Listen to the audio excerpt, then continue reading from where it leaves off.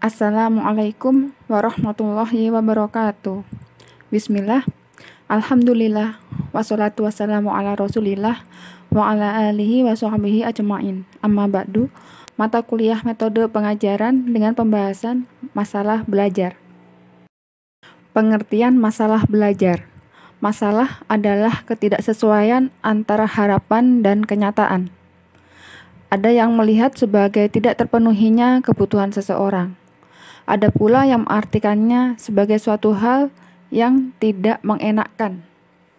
Prayitno pada tahun 1985 menyatakan bahwa masalah adalah sesuatu yang tidak disukai, yang menimbulkan kesulitan bagi diri sendiri atau orang lain. Sedangkan menurut istilah psikologis, belajar merupakan suatu proses perubahan, yaitu perubahan dalam tingkah laku sebagai hasil dari interaksi dengan lingkungannya untuk memenuhi kebutuhan hidup. Belajar dapat didefinisikan juga sebagai proses yang dilakukan oleh individu untuk memperoleh suatu perubahan tingkah laku yang baru secara keseluruhan sebagai hasil dari pengalaman individu itu sendiri dalam interaksi dengan lingkungan. Sehingga masalah belajar dapat diartikan sebagai suatu kondisi tertentu yang dialami oleh murid atau peserta didik dan menghambat kelancaran proses yang dilakukan individu untuk memperoleh suatu perubahan tingkah laku yang baru secara keseluruhan. Kondisi yang tertentu ini dapat berkaitan dengan keadaan individu tersebut, yaitu berupa kelemahan-kelemahan dan juga dapat berkaitan dengan lingkungan yang tidak menguntungkan. Masalah belajar ini tidak hanya dialami oleh murid-murid yang lambat dalam pembelajaran, tapi juga dapat dialami oleh murid-murid yang pandai atau cerdas. Dalam proses pembelajaran, peserta didik merupakan kunci utama keberhasilan belajar selama proses pembelajaran dilakukan. Proses pembelajaran merupakan aktivitas psikis yang berkaitan dengan bahan belajar. Selanjutnya, kita akan mengenal beberapa jenis-jenis dari masalah belajar. Yang pertama, learning disorder atau kekacauan belajar. Learning disorder adalah keadaan di mana proses belajar seseorang terganggu karena timbul respon yang bertentangan. Pada dasarnya, yang mengalami kekacauan belajar, potensi dasarnya tidak dirugikan, tapi belajarnya terganggu atau terhambat oleh adanya respon-respon yang bertentangan, sehingga hasil belajar yang dicapai lebih rendah dari potensi yang dimiliki.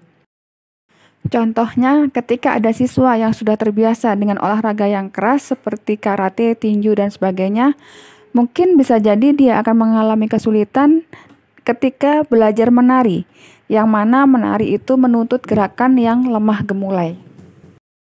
Yang kedua, learning dysfunction, yang merupakan gejala di mana proses belajar yang dilakukan siswa tidak berfungsi dengan baik, meskipun sebenarnya siswa itu tidak menunjukkan adanya abnormalitas mental, gangguan alat indera, atau gangguan psikologis lainnya.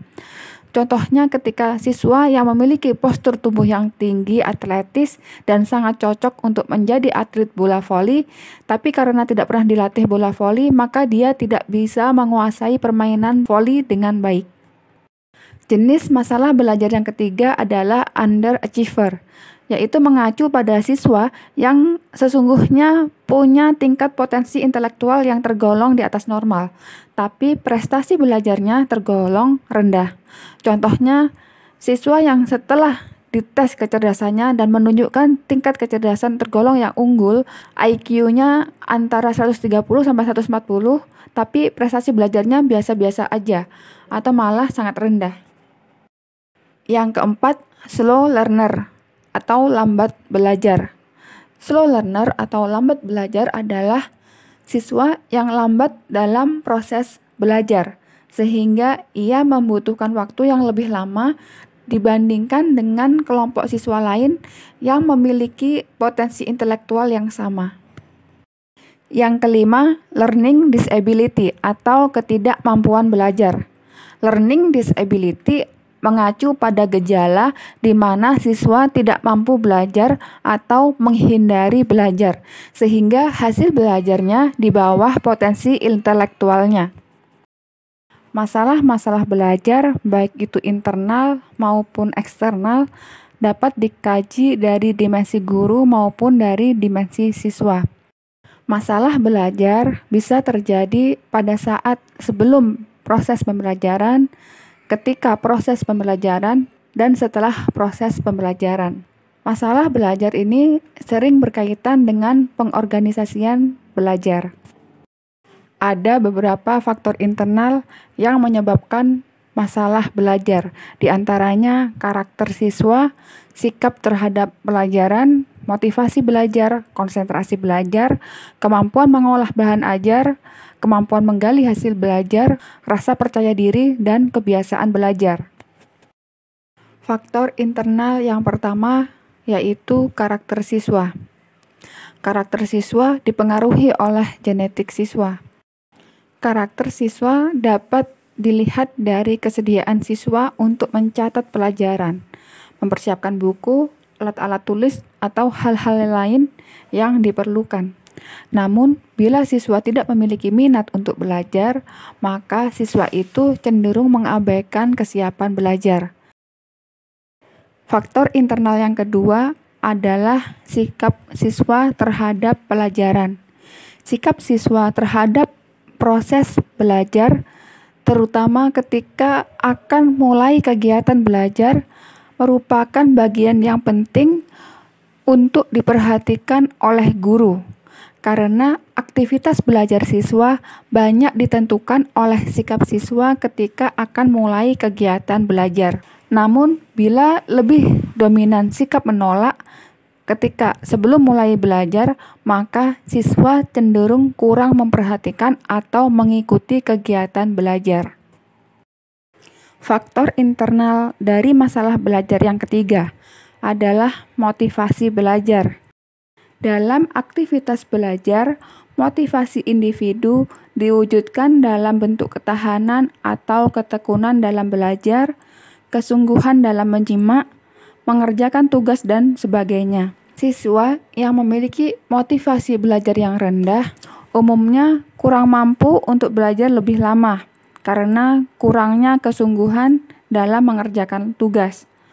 Oleh karena itu, rendahnya motivasi merupakan masalah dalam belajar yang memberikan dampak bagi tercapainya hasil belajar yang diharapkan. Motivasi merupakan kekuatan yang dapat menjadi tenaga pendorong bagi siswa untuk mendayagunakan potensi yang ada dalam dirinya. Faktor yang keempat, konsentrasi belajar atau kurangnya memusatkan perhatian dalam belajar. Konsentrasi merupakan salah satu aspek yang tidak mudah diketahui oleh orang lain. Kesulitan konsentrasi merupakan indikator adanya masalah belajar yang dihadapi oleh siswa, karena kesulitan konsentrasi merupakan kendala dalam mencapai hasil belajar yang diharapkan. Untuk membantu siswa agar dapat berkonsentrasi dalam belajar, tentu perlu waktu yang cukup lama, sehingga diperlukan kesabaran dari guru. Faktor masalah belajar internal yang kelima adalah kesulitan mengolah bahan ajar atau berpikir bermakna. Siswa mengalami kesulitan dalam mengelola bahan ajar yang diberikan oleh guru. Berarti ada kendala pembelajaran yang dihadapi oleh siswa yang membutuhkan bantuan guru. Bantuan dari guru hendaknya dapat mendorong siswa agar memiliki kemampuan sendiri untuk terus bisa mengelola bahan belajar. Karena ini proses pembelajaran, berarti merupakan proses yang berlangsung secara dinamis. Siswa diharapkan dapat melakukan proses pengolahan pesan yang diterima, dilihat, didengar, dan dirasakan menjadi sesuatu yang bermakna dalam dirinya. Semua ini tidak lepas dari bimbingan dari guru. Yang keenam, Kemampuan menggali hasil belajar atau memunculkan hasil yang diperoleh ketika proses pembelajaran selesai. Kemampuan menggali hasil belajar adalah proses mengaktifkan kembali pesan-pesan yang telah tersimpan yang sudah diberikan oleh guru pada saat pembelajaran. Pesan yang diterima tidak secara otomatis bisa dipanggil atau direkol, sehingga kemampuan menggali hasil belajar ini merupakan faktor internal yang bisa merupakan atau menjadi penyebab dari masalah belajar. Faktor internal yang ketujuh, adanya rasa percaya diri atau optimisme. Salah satu kondisi psikologis seseorang yang memiliki pengaruh terhadap aktivitas fisik dan mental dalam proses pembelajaran adalah rasa percaya diri. Rasa percaya diri pada umumnya muncul ketika seseorang akan melakukan atau terlibat dalam suatu aktivitas tertentu yang mana pikirannya terarah untuk mencapai suatu hasil yang diinginkan. Sehingga rasa percaya diri ini bukan merupakan bagian yang terpisah dari proses belajar, tapi merupakan tanggung jawab yang harus diwujudkan oleh guru yang dilakukan bersama-sama dengan proses pembelajaran yang sedang berlangsung. Rasa percaya diri akan tumbuh jika ada pengakuan dari lingkungan sekitar siswa.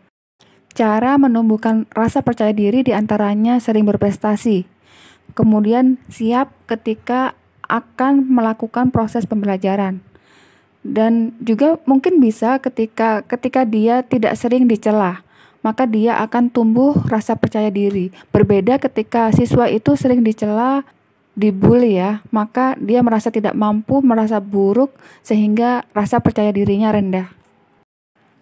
Yang kedelapan, kebiasaan belajar atau perilaku belajar.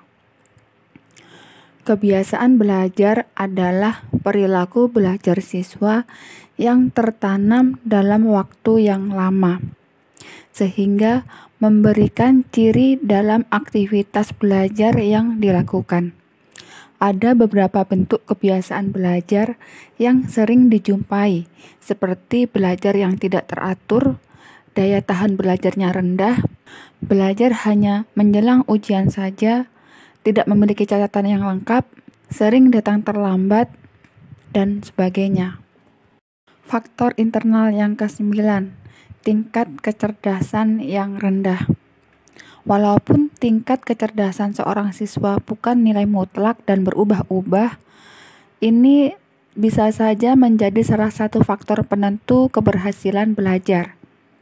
Tingkat kecerdasan atau kemampuan dasar yang rendah bisa menjadi salah satu penyebab dari kesulitan belajar dari siswa. Faktor yang ke-10, kesehatan, gangguan fungsi alat indera, dan alat perseptual. Kondisi tubuh yang sakit, kurang gizi, dan vitamin bisa menyebabkan kurang maksimalnya proses belajar. Begitupun jika terjadi gangguan fungsi alat indera, seperti gangguan penglihatan dan gangguan pendengaran yang dapat secara langsung menjadi penyebab terjadinya kesulitan dalam proses belajar. Hal yang sama juga bisa terjadi jika terdapat gangguan dalam proses penafsiran pesan di otak atau alat perseptual. Kemudian faktor eksternal yang menyebabkan masalah-masalah belajar, di antaranya guru, teman, kurikulum, sarana dan prasarana. Berikut penjelasannya. Yang pertama, guru atau pengajar.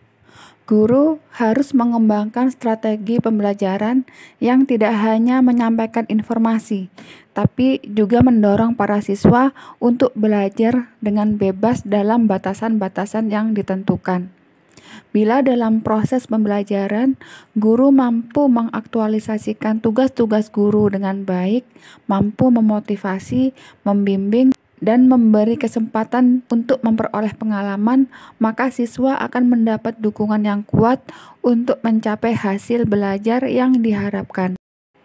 Tapi ketika guru tidak dapat melaksanakannya, maka siswa akan mengalami masalah yang bisa menghambat pencapaian hasil belajar siswa.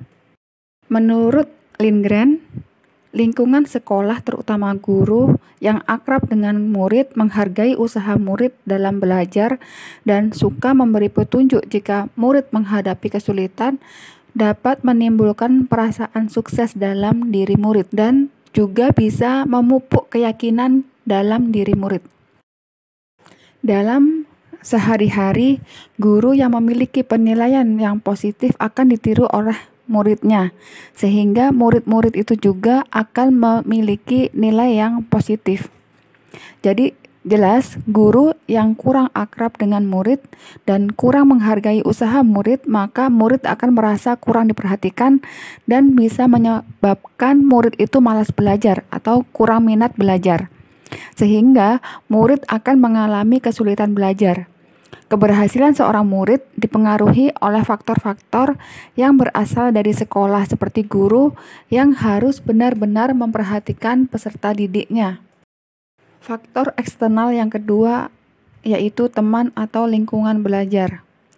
Lingkungan sosial dapat memberi dampak positif dan negatif bagi siswa. Tidak sedikit siswa yang mengalami peningkatan hasil belajar karena pengaruh teman yang mampu memberi motivasi kepada dirinya untuk belajar. Faktor eksternal yang ketiga yaitu kurikulum atau sistem pembelajaran. Kurikulum merupakan panduan yang dijadikan guru sebagai rangka atau acuan untuk mengembangkan proses pembelajaran atau desain pembelajaran. Seluruh aktivitas pembelajaran dipastikan kurikulum tidak akan mampu memenuhi tuntunan perubahan, di mana perubahan kurikulum pada sisi lain juga menimbulkan masalah, di antaranya tujuan, standar isi pendidikan, dan kegiatan pembelajaran yang berubah-ubah.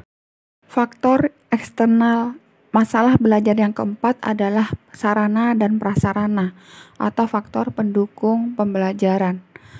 Ketersediaan prasarana dan sarana pembelajaran memiliki dampak pada terciptanya iklim pembelajaran yang kondusif.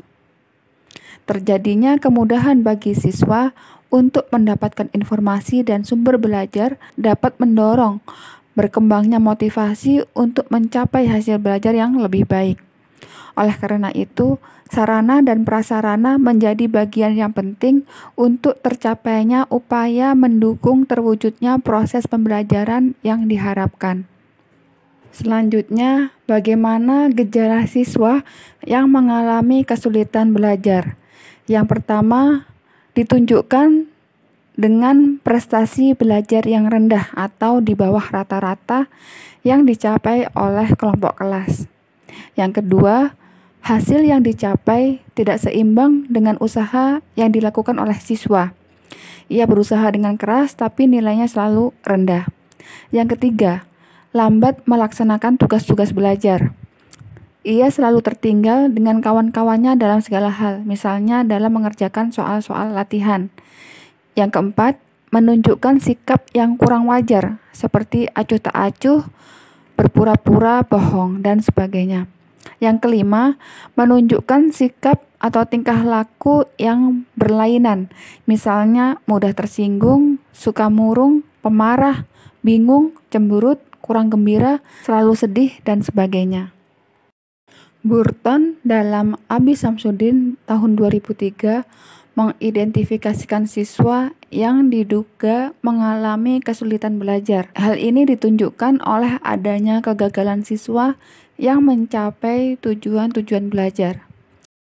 Menurut Burton, siswa dikatakan gagal belajar apabila yang pertama, dalam batas waktu tertentu, siswa tidak mencapai ukuran tingkat keberhasilan atau tingkat penguasaan materi minimal dalam pelajaran tertentu yang telah ditetapkan oleh guru. Yang kedua, siswa tidak dapat mengerjakan atau mencapai prestasi yang semestinya. Dilihat berdasarkan ukuran tingkat kemampuan, bakat, atau kecerdasan yang dimilikinya.